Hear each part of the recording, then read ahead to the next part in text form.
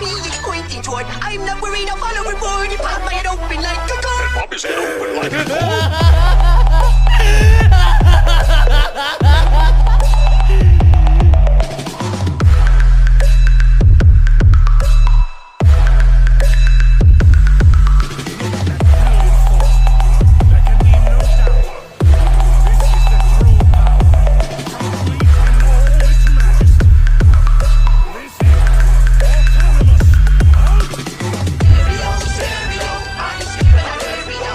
इस एपिसोड की स्टार्टिंग में हम देखते हैं ग्रैंड प्रिंस को। इस पॉइंट पर ग्रैंड प्रिंस गोकू की ट्रेनिंग करा रहे थे, पर ग्रैंड प्रिंस को गोकू की ट्रेनिंग कराते समय कुछ प्रॉब्लम्स को फेस करना पड़ जाता है, जैसे कि गोकू की बॉडी एक काफ़ी अलग तरीके से रिएक्ट कर रही है।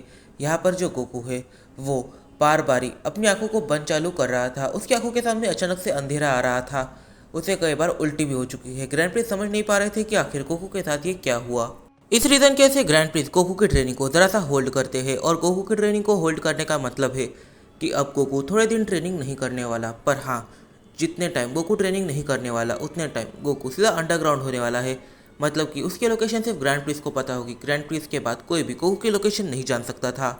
इस पॉइंट पर गोकू का आराम करना काफ़ी ज़्यादा ज़रूरी है, क्योंकि इस पॉइंट पर गोकू ने स्ट्रेंथ के और स्पीड के मामले में ग्रैंड प्रिंस को भी सरपास कर दिया है। उसने अल्ट्रा इंस्टेंट के एक नए लेवल को अचीव करा है, और इस लेवल के अंदर वो एक काफ़ी ज़्यादा पावरफुल वॉरियर बन जाता है। इस पॉइंट पर गोकू ने अगर थोड़ा सा भी रेस्ट नहीं किया तो ये उसके बॉडी के लिए अच्छा बिल्कुल भी नहीं रहेगा, उसे रेस्ट लेना पड़ जाता है। इस पॉइंट पर गोकू की कंडीशन किसी मॉडल की तरह ना होकर किसी गॉड की तरह है, और किसी गॉड की कंडीशन ऐसी होती है कि अगर वो अपनी रेस्ट लेने चले जाए तो फिर रेस्ट लेने का सीधा सा मतलब है नींद, और अगर वो अपनी नींद में चले जाए तो उसे उठने में काफ़ी लंबा टाइम लगता है, जैसे कि मिनिमम 1 से 2 साल, पर हाँ, जब ये मैक्सिमम में चला जाता है तो 30 से 35 साल भी लग सकते हैं।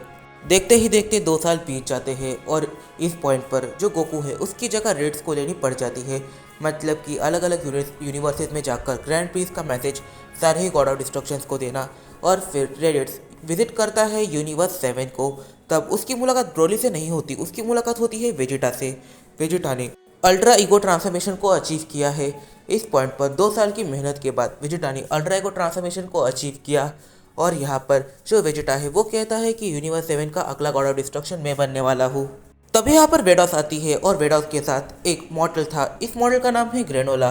वेडॉस को ये मॉडल दिख गया था जब वो वेजिटा की ट्रेनिंग करा रही थी। ये एकदम से वेजिटा के सामने आ गया और उससे लड़ने लग गया था, पर वेजिटा इससे काफ़ी ज़्यादा पावरफुल था। इस पॉइंट पर जो वेडॉस है उसने इस मॉडल से कुछ सवाल जवाब किए, इसे इसकी ही हिस्ट्री दिखाई, और फिर इसे अपने साथ रख लिया। इस पॉइंट पर जो वेडॉस है वो रेड्स को देखकर ये सवाल करने लग जाती है कि आखिर सुप्रीम गोकू यहाँ पर नहीं आया, क्योंकि जो ये मैसेज घुमाने का काम है ये सुप्रीम गोकू करता है, ना कि रेड्स।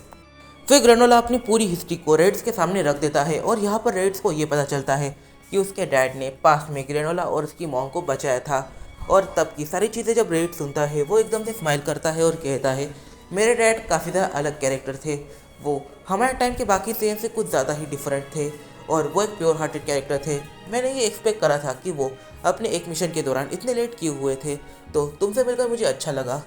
और इस पॉइंट पर जो रेड्स है वो आगे कहता है कि मैं यहाँ पर काफ़ी अलग रीज़न की वजह से आया हूँ। जो ग्रैंड मिनिस्टर है उन्होंने मुझे कहा कि मुझे सारे ही गॉड ऑफ डिस्ट्रक्शंस को एक इवेंट के बारे में बताना है, और वो इवेंट है tournament of power. Tournament of power एक ऐसा इवेंट होने वाला है जिसके अंदर सारे 11 यूनिवर्सेस पार्टिसिपेट करेंगे, और जो भी यूनिवर्स इस टूर्नामेंट को हारेगा उसे पूरी तरीके से इरेज कर दिया जाएगा। और ये मैं सारे ही यूनिवर्सेस में जाकर कह चुका हूँ, और यहाँ पर 11 यूनिवर्सेस को मेंशन किया गया है। इस पॉइंट पर जो वेडॉस है उसके दिमाग में ये सवाल आता है, और वो ये सवाल सीधा रेड से करती है कि आखिर हमारे कॉस्मोस में पूरे 12 यूनिवर्सेस है, पर यहाँ पर आपने 12 यूनिवर्सेस की जगह सिर्फ 11 यूनिवर्सेस को मेंशन करा है। आपने एक यूनिवर्स को मेंशन क्यों नहीं करा, और आपने किस यूनिवर्स को मेंशन नहीं करा है। इस पॉइंट पर रेडिट वेडॉस को एक्सप्लेन करने की कोशिश करता है। इस पॉइंट पर वो ये कहता है कि आपका जो यूनिवर्स है उसके मॉडल लेवल में और बाकी 11 यूनिवर्सेस के मॉडल लेवल पे काफ़ी बड़ा डिफरेंस आता है। अगर हम बाकी 11 यूनिवर्सेस के मॉडल लेवल को अगर कंबाइन भी कर दें तो वो आपके यूनिवर्स के मॉडल लेवल के 25% पर भी नहीं आता। इस पॉइंट पर आपका जो यूनिवर्स है वो भी काफ़ी ज़्यादा यूज़फुल यूनिवर्स बन चुका है, और बाकी जितने यूनिवर्सेस हैं वो अगर इरेज भी हो जाए तो फिर भी कोई फ़र्क नहीं पड़ेगा। और इस पॉइंट पर जो क्रिएशन का काम है वो आपके यूनिवर्स में फिर भी स्टार्ट है, मतलब कि और भी क्रिएशन फ्यूचर में होने वाली है। तो फिर हम नहीं चाहते कि आपका यूनिवर्स पूरी तरीके से इरेज हो जाए, क्योंकि अब वो कुछ ज़्यादा ही यूज़फुल बनता जा रहा है अगर मॉडल लेवल के हिसाब से देखा जाए तो। और ऊपर से आपका जो यूनिवर्स है वो एक अलग टाइटल को होल्ड करता है, यूनिवर्स 7, जो अब एक सुप्रीम नंबर बन चुका है। इस पॉइंट पर रेडिट वेडॉस से आगे कहता है, देखा जाए तो ये जो टूर्नामेंट होने वाला है ये पूरे 11 यूनिवर्सेस का होने वाला है, पर अगर यूनिवर्स 7 भी इसके अंदर आना चाहता है तो फिर वो आ सकता है, पर शर्त ऐसी है कि आपको इस पॉइंट पर अपने सारे मॉडल्स को यहाँ पे नहीं रखना है। आप बस अपने 2 ही मॉडल्स को यहाँ पर रख सकती है, और वो इस पॉइंट पर अगर एलिमिनेट हो जाते हैं तो फिर आपको चिंता करने की कोई भी ज़रूरत नहीं, क्योंकि यूनिवर्स 7 को एलिमिनेट नहीं किया जाएगा।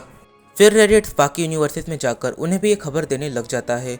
इस पॉइंट पर ये जो सिचुएशन है, ये सिचुएशन सारे गॉड ऑफ डिस्ट्रक्शन के लिए बद से बदतर है, क्योंकि उन्होंने कभी क्रिएशन का वैसा काम करा ही नहीं जैसा उन्हें करना चाहिए था। उन्होंने सिर्फ डिस्ट्रक्शन करी है। उन्हें अपने सुप्रीम काइस के ऊपर ज़्यादा प्रेशर अप्लाई करना चाहिए था, उन्होंने ये नहीं करा। उन्होंने अपने काम से काम रखा, यही तो उनके लिए काफ़ी बड़ी प्रॉब्लम बन गई, और अब यही प्रॉब्लम उन्हें इरेज भी करा सकती है।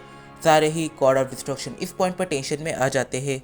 फिर ब्रोली पिरामिड ऑफ पावर के बाहर आता है, और जब वो वेडॉस से मिलता है तब वेडॉस उसे सारी चीज़ें एक्सप्लेन कर देती है।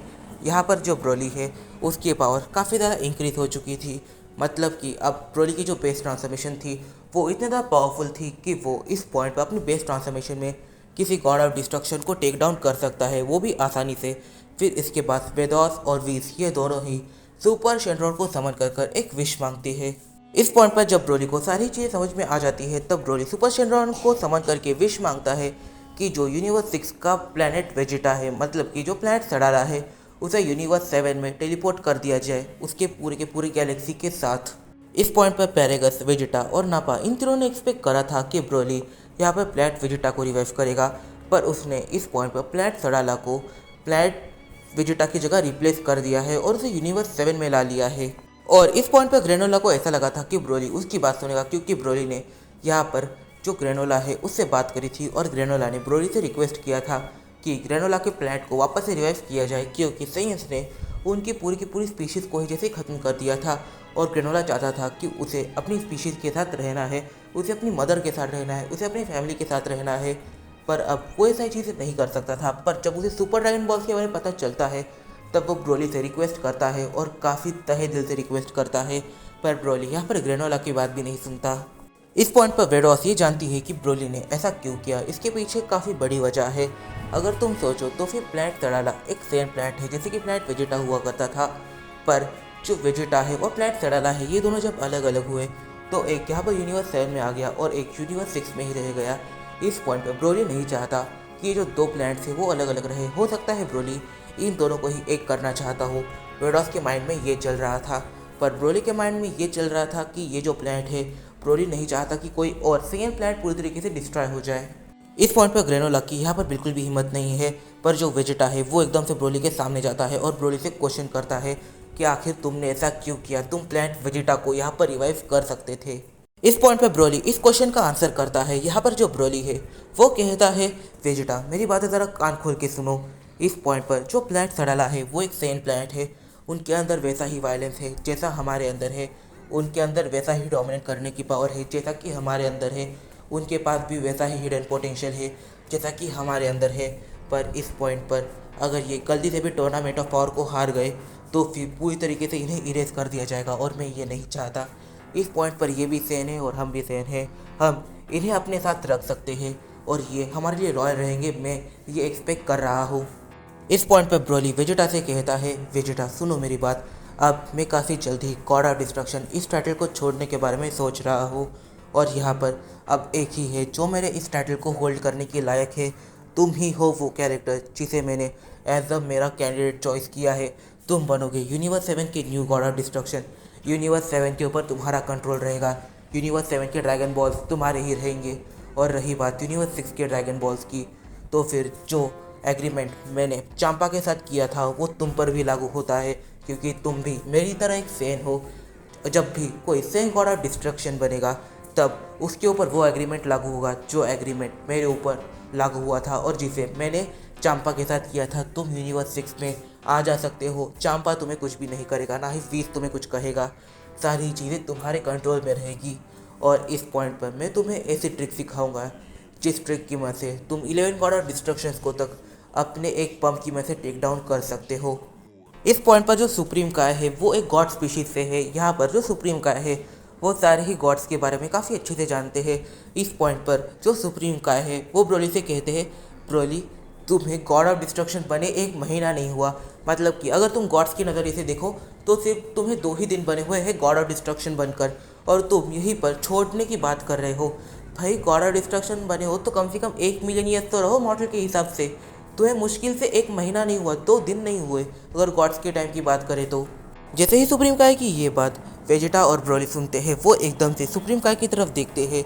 यहाँ पर जो ब्रोली है वो सुप्रीम काय की तरफ देखता है और कहता है, वाकई में मानना पड़ेगा मुझे गॉड ऑफ डिस्ट्रक्शन बने 2 दिन भी नहीं हुए अगर मैं गॉड्स के टाइम की बात करूँ तो। यहाँ पर जो वेजिटा है वो कहता है, वैसे ब्रोली क्या जब मैं गॉड ऑफ डिस्ट्रक्शन बनूंगा मैं अपने हिसाब से सुप्रीम काय को सिलेक्ट कर सकता हूँ? ब्रोली इस पॉइंट पर कहता है, हाँ स्टार्टिंग में तुम एक सुप्रीम काय को सिलेक्ट कर सकते हो, फिर तुम्हें अपनी पूरी लाइफ उसके साथ ही कनेक्ट रहना पड़ेगा, इस चीज़ का ध्यान रखना। वेजिटा कहता है, ओके जैसे तुम इससे डिस्कनेक्ट हो जाओगे वैसे ही मैं इसकी जान ले लूँगा। इस पॉइंट पर जो ब्रोली है वो सुप्रीम काय को देखकर स्माइल करता है और यहाँ पर सुप्रीम काय समझ जाते हैं कि वेजिटा और ब्रोली ये सुप्रीम काय की टांग खींच रहे थे। यहाँ पर जो ब्रोली है वो बाद में सुप्रीम काय को अप्रिशिएट करने लग जाता है। इस पॉइंट पर ब्रोली सुप्रीम काय से कहता है, बाकी यूनिवर्सेस के जो सुप्रीम काय है वो बस दिखने में स्मार्ट है, आप उनसे दिखने में कम स्मार्ट हो पर स्टिल आप सबसे अच्छा काम करते हो। इस पॉइंट पर मैंने ये एक्सपेक्ट भी नहीं करा था कि आप इतनी क्रिएशन कर सकते हो, आप अपनी पूरी स्पीशीज़ के ऊपर इतना ज़्यादा प्रेशर अप्लाई कर सकते हो, पर आपने ये सारी चीज़ें करी उसके लिए मैं आपको थैंक यू कहना चाहता हूँ। इस पॉइंट पर जो सुप्रीम काय है वो इस चीज़ को सुनकर थोड़ा सा शॉक होता है और यहाँ पर वो ये सोचता है कि बीरस ने भी कभी उसे अप्रिशिएट नहीं किया था, पर ब्रोली यहाँ पर उसे अप्रिशिएट कर रहा है।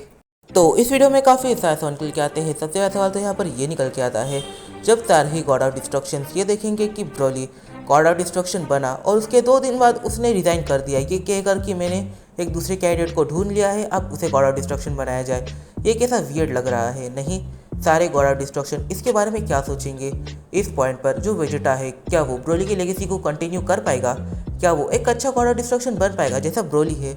और इस पॉइंट पर ब्रोली को गॉड ऑफ डिस्ट्रक्शन इस पोस्ट को छोड़ना है तो फिर उसे वेजिटा को भी काफ़ी अलग तरीके से ट्रेन करना पड़ेगा। इस पॉइंट पर इस वीडियो में काफ़ी सारे सवाल करके आते हैं, तो इन सारे विचार हम जानेंगे अपने आने वाले कुछ वीडियोस में। तब तक के लिए बाय बाय। अगर तुम्हें ये वीडियो पसंद आई है तो प्लीज़ इस वीडियो को जाकर लाइक कर दो, कमेंट करना मत भूलना क्योंकि तुम्हारे कमेंट से मुझे मोटिवेशन मिलती है। तो मिलते हैं अपनी अगली वीडियो में। और ये रहे लास्ट वीडियो के कुछ ऐसे कमेंट जिन्हें देखकर मुझे मोटिवेशन मिली है। इस पॉइंट पर मैं तुम्हारे यही कमेंट्स का तो वेट करता हूँ। देखा जाए तो एक क्रिएटर के लिए क्या इंपॉर्टेंट होता है, लाइक शेयर कमेंट। पर देखो लाइक वैसे भी तुम लोग करते नहीं और लाइक की मैं कुछ एक्सपेक्ट भी नहीं करता, पर मैं कमेंट्स को एक्सपेक्ट करता हूँ क्योंकि इस टाइम पर मेरा जो ब्रेकिंग पॉइंट होता है उसके ऊपर मैं तुम्हारे कमेंट्स को रीड करता हूँ और उससे मोटिवेशन मिलती है। ये जो नेक्स्ट पार्ट है इससे भी एक काफ़ी अलग मोटिवेशन मिलती है। तो गाइस मिलते हैं अपनी अगली वीडियो में और थैंक यू तुम लोगों ने मुझे सपोर्ट करा।